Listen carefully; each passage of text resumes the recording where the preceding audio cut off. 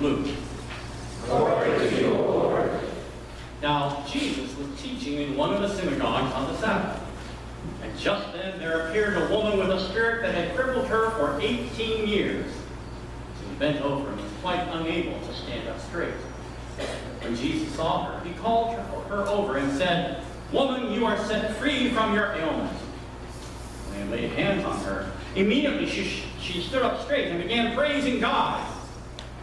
The leader of the synagogue, indignant because Jesus had cured on the Sabbath, kept saying to the crowd, "There are 6 days on which work ought to be done. Come on those days to be cured, but not on the Sabbath day." But the Lord answered them and said, "You hypocrites, does not each of you on the Sabbath untie his ox or his donkey from the manger and lead it away to give it water? And ought not this woman, a daughter of Abraham, who Satan bound for 18 long years, be set free from this bondage on the Sabbath day?" When he said this, all of his opponents were put to shame, and the entire crowd was rejoicing at all the wonderful things that he was doing. This is the gospel of our Lord. Praise to you, O Christ. You may be seated.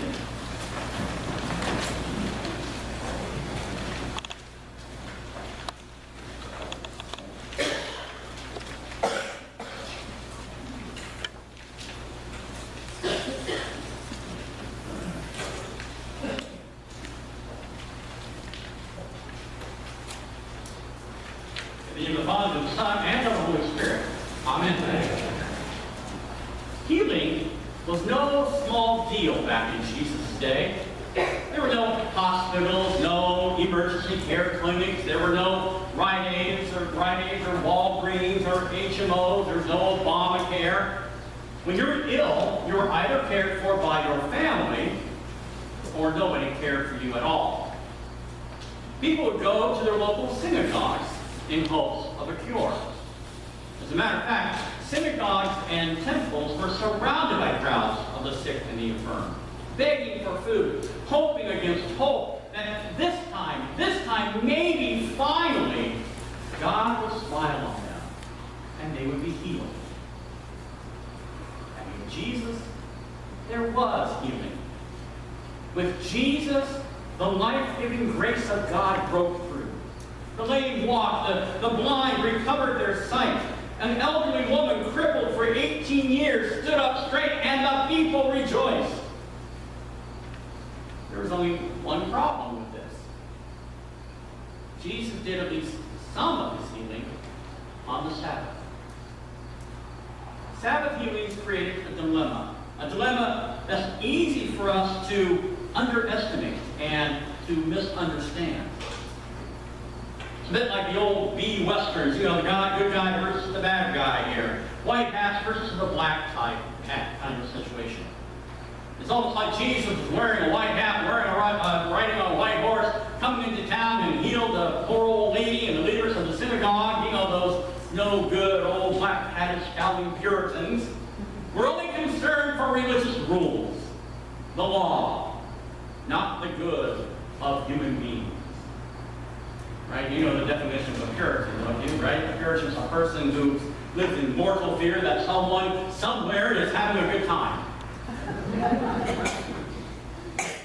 But this story is a gospel healing story that, to our minds, is reduced to white hats versus black hats.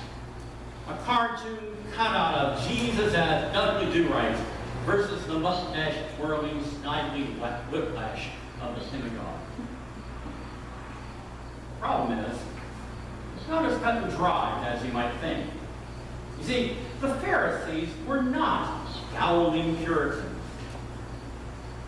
They were really ordinary, decent people like you and like me.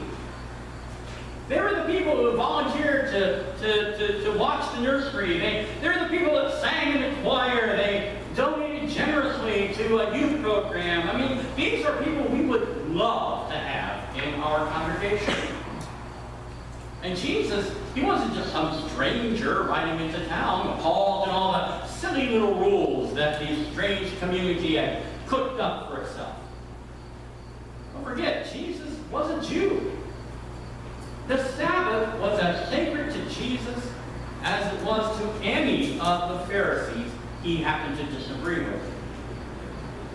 So before we can even begin to understand the scandal of Jesus' Sabbath healings, we have to understand the sanctity of the Sabbath. Now, some of you know, at one point in my life, as I went through my journeys of faith, I spent some time getting to know some Buddhists, right? They're both Tibetan and Zen.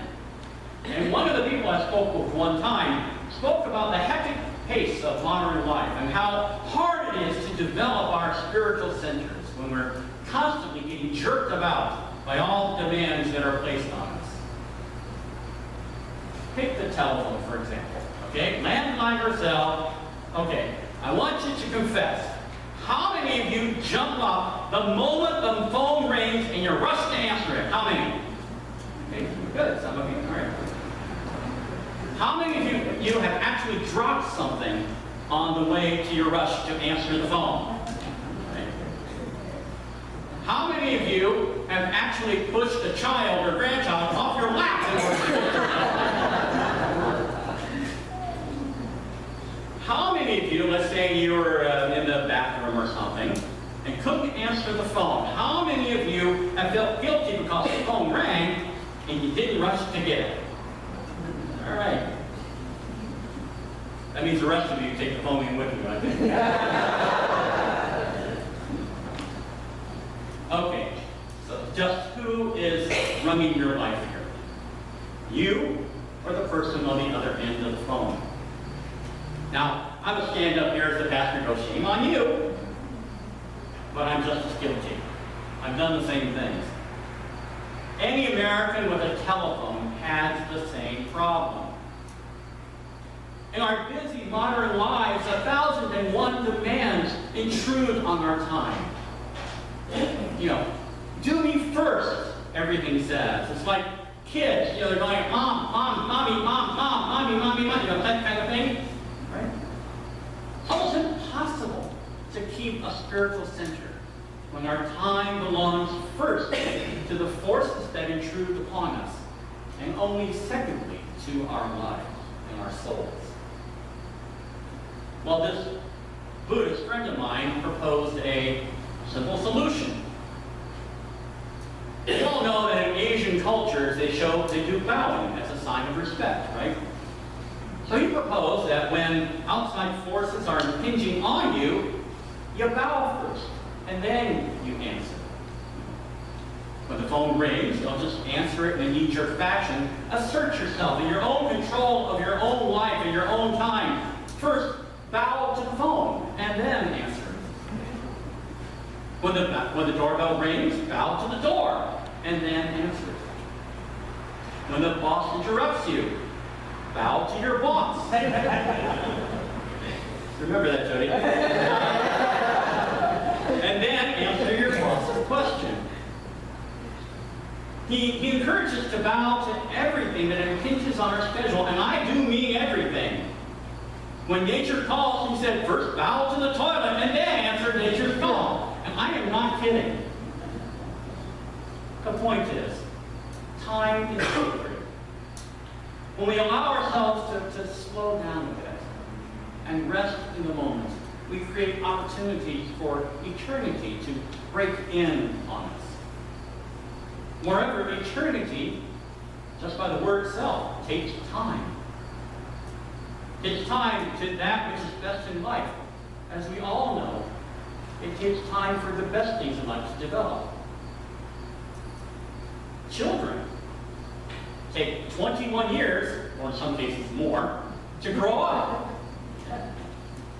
Seeds that are planted in early spring aren't ready to harvest until the fall. Moses spent 40 days on the mountain before he got the 10 Commandments, and the Israelites spent 40 years in the desert before they could enter the Promised Land. And Jesus, he waited 3 days before the resurrection. The Jewish tradition recognizes that God, in establishing the Sabbath, insisted on the sanctity of time. Don't let your everyday schedules run your life, God says. Don't let them jerk you around. Just once at a minimum, every 7 days. Take a slow bow to heaven. Remember the Sabbath day and to keep it holy. But the Sabbath is even more radical than that. In Judaism, the Sabbath celebrates the goodness of all of creation. Remember, on the first day, God created the heavens and the earth. On the second day, God created a dome called the sky. On the third day, God created the earth, the sea, and vegetation. On the fourth day, He brought about the sun and the moon and the stars. And on the fifth day, God brought forth animals, and God pronounced everything was good. On the sixth day, God created us. And God called us humanity very good. And on the seventh day, God, all worn out from all the hard work of creating, kicked back his or her feet and relaxed and enjoyed the wonders of creation and invited all of creation to rest and relax and enjoy creation also. It's a holy thing. You know, almost all religions of the world, ancient world, I should say, recognized holy people and holy places. But Judaism was the only religion that recognized a regularly scheduled, once a week, holy day. Now, holy people and holy places are very few, and they're very far between, and it's really not easy to get access to them. I mean, what if we all wanted to go and visit the Dalai Lama, for example, right? If we managed to get to northern India, we crossed the oceans and the mountains and went through fierce monsoon rains, would the Dalai Lama even agree to see us? The man has got to have an absolutely horrendous schedule. And holy places, you know, they can be just as inaccessible. I mean, we can jump in our cars or hop on a plane and visit some holy place or other if we have the financial resources to do so, but most people in the world don't have those resources to go traveling or the connections to go visiting. In a world full of holy places and holy people, how do the poor get access to the holy? Well, you see, the Sabbath makes equals of us all. All people, rich and poor, black and white, all people have access to one day a week. The Sabbath day is intrinsically egalitarian. As it says in Exodus, quote, "The seventh day is a Sabbath to the Lord your God, and you shall not do any work. You, your son or your daughter, your male or female slave, your livestock, or the alien residents in your town." Even slaves had to be given the same holy day off as their masters received. For crying out loud, even the barnyard animals are entitled to a break. So God created the world and all the living creatures within it, and all creation must be recognized and treated as holy. The Jews recognized the holy day of Sabbath makes holy people of us all. And you start to get why the Jewish authorities were upset with Jesus for healing on the Sabbath. The Pharisees recognized the ultimate truth of God's Sabbath, that there is no Sabbath. When there is no Sabbath time, then there is no grace. And ultimately, there is no spiritual or physical healing. When we make Sabbath time in our busy lives, we open ourselves up to God and God's eternity. My guess is that you, and many of you, have had in your lives profound glimpses of the holy. Maybe you have been healed in body or mind or spirit. Maybe you unexpectedly and from out of the blue have seen seen a clear and simple answer to a problem that you have presumed was absolutely insoluble. Maybe you have simply felt God's joy swelling up in your heart and brightening your day. If we were to compare notes with each other, I suspect we'd all find that all our very brushes with the sacred have one element in common. That for only for a moment, we put aside the busyness of our minds. And we took a deep breath, and we allowed ourselves a Sabbath, a time of prayer, an hour in the garden, a quiet walk, 10 minutes without the TV on. We allow ourselves a Sabbath, and God welcomed us there. In creating the Sabbath, God bowed respectfully to humanity, and in honoring the Sabbath, we bow right back. Jesus enters the Sabbath quietly, on his horse of whatever color you choose, wearing a hat of whatever color you choose. Jesus enters our Sabbath quietly, and Jesus heals us. So my brothers and sisters in the faith, remember the Sabbath day. Remember the Sabbath time. Remember it and keep it holy, because it's Sabbath. And Jesus is here. And it's time for us to be healed. Amen.